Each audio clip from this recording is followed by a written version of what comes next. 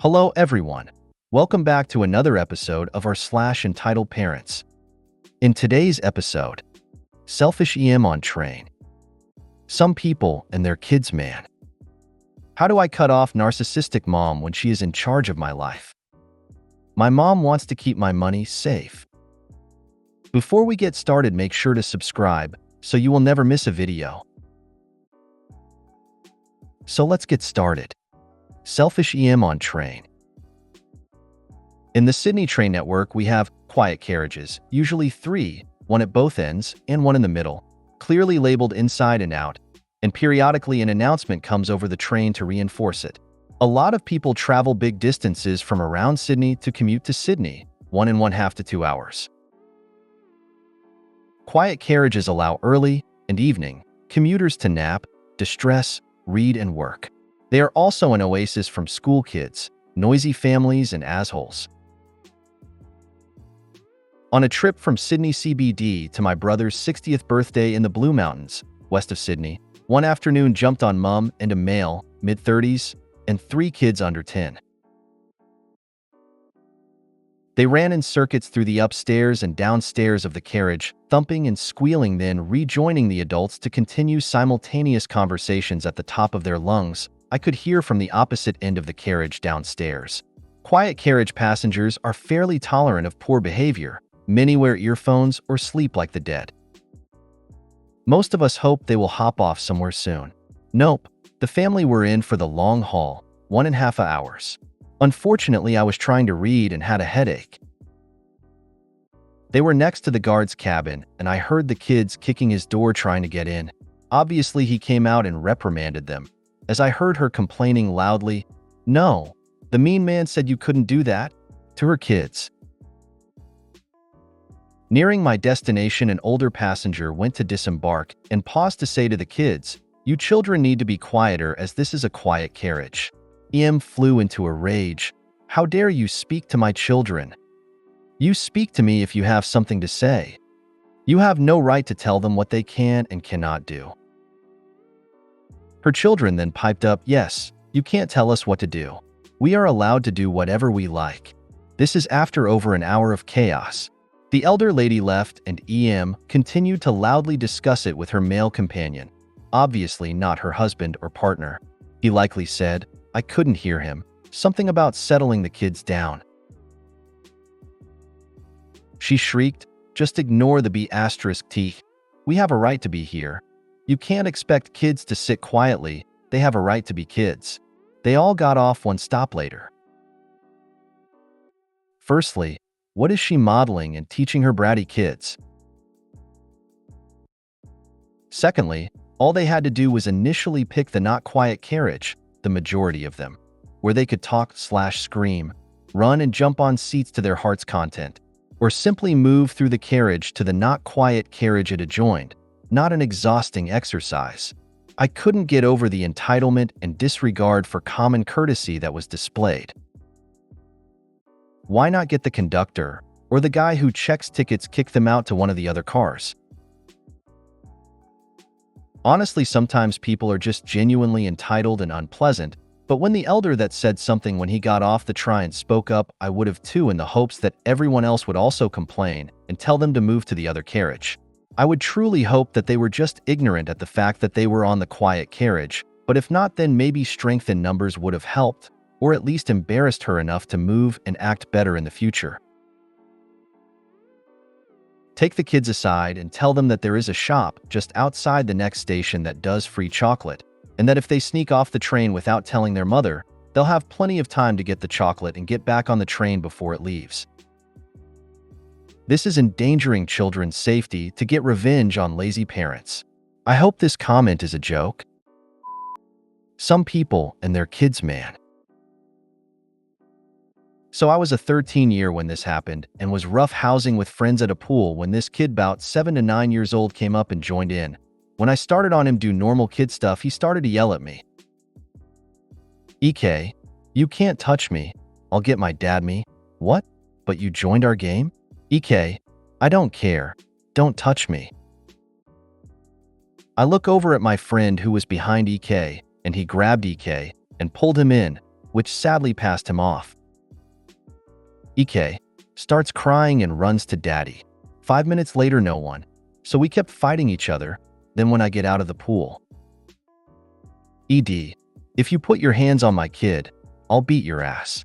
Me, but he joined our game. He was fighting me first, ganging on me with my friends. ED, do you understand? Me, yeah, but ED, then don't touch my kid. Moral of my story, should have gotten my friends to jump the dad/J. Would have said no to do you understand, and see a grown man try to assault a 13 years old in a public space around so many parents. How do I cut off narcissistic mom when she is in charge of my life? I, 18F, have been abused my whole life by my mother, 50F, and pretty much my whole family. I'm now going to college in the fall, in state 2 hours away from my mother but minutes away from my aunt and her family, who is also pretty awful. I wanted to go to a school in NYC I was accepted to, but my mother freaked out and berated me, insisting I was an R-word idiot who wouldn't ever make it and would get hit by a car and die. I am traumatized by getting hit by a car already, basically insisting that if I leave to the only place I could get away from her that I would fail. She broke me down enough till I settled for the second best option. Now the issue is, she's right. I don't know how to do any of this by myself. I need a co-signer on an apartment and student loans. I need the answers to my medical history and how to be an adult. She keeps all my information from me, so I need to fill out forms with her. I am blessed to have a loving boyfriend who I will be moving in with, who has a pretty good family, but his mom won't co-sign, and she obviously doesn't know my government information. I don't know what to do. I don't want my mom to have so much control in my life. I just want to get away and cut off my whole family, but it seems impossible right now. Some other issues with my family that seem relevant. They insist my cousin should live with my boyfriend and I rent free. My mother my whole life has constantly contacted my school with stupid questions and to complain about me to my teachers. I am afraid she'll do that to my college. My mom lives with her mom, and I don't want to fail and have to repeat the cycle and crawl back to her. TLDR, my mom has access to all my information that I need to be an independent adult and won't allow me to access it. I also need a co-signer on an apartment and student loans. How do I cut her off when I go to college when I need adult support? I don't know what to do. I don't want my mom to have so much control in my life. I just want to get away and cut off my whole family, but it seems impossible right now. Some other issues with my family that seem relevant. They insist my cousin should live with my boyfriend and I rent free. My mother my whole life has constantly contacted my school with stupid questions and to complain about me to my teachers. I am afraid she'll do that to my college. My mom lives with her mom, and I don't want to fail and have to repeat the cycle and crawl back to her. My mom wants to keep my money safe. I just got a nice sum of money from a lawsuit. I got hit by a car, and now my mom wants to keep all of it because she doesn't trust me. I'm 18. I've been saving up to move out, and I want to use the $20,000 to pay rent in a new city. My mother is trying every trick in the book to make sure that money goes to her and not to me. Calling the lawyer, questioning my competence, explaining she has the better bank, etc.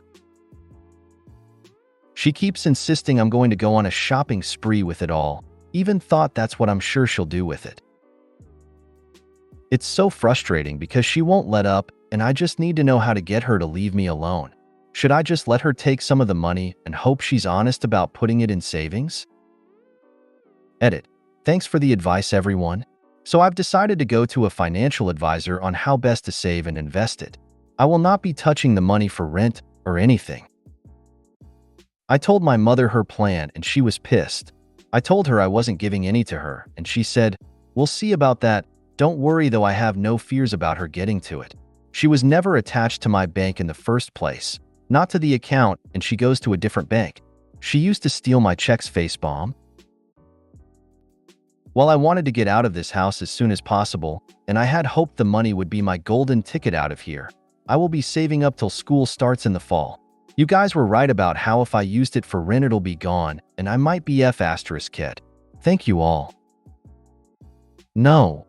You walk in a bank, preferably a credit union, and put it in a savings account. There's no need for safekeeping by others, just yourself. You got this. A different bank than mom's. Because you are over the age of 18, the lawyer has to make the check out to you because the lawsuit was brought by you or your mother, but you're over 18, so she can't get your money.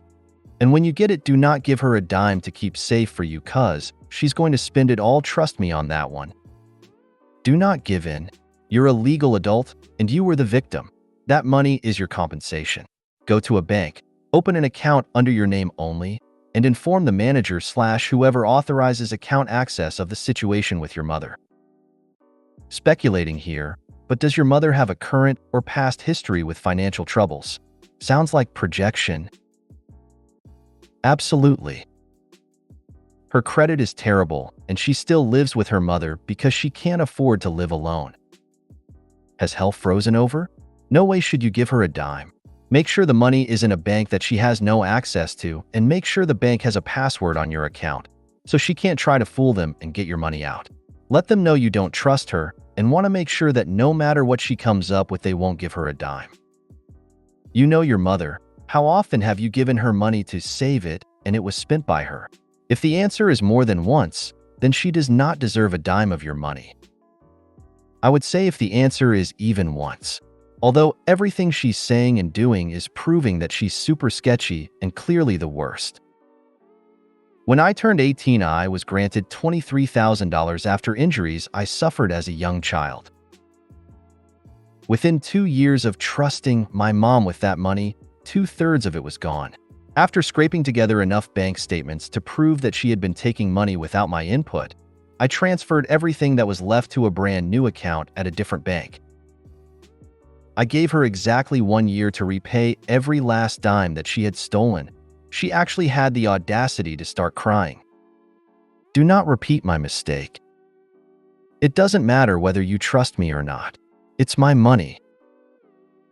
Since you are an adult, and this is your case, your lawsuit, your lawyer. I'd call your lawyer and tell them you do not want your mother involved at all. If you made it to the end of the video, thanks for watching. Don't forget to like, subscribe, and share, and we will see you in the next video.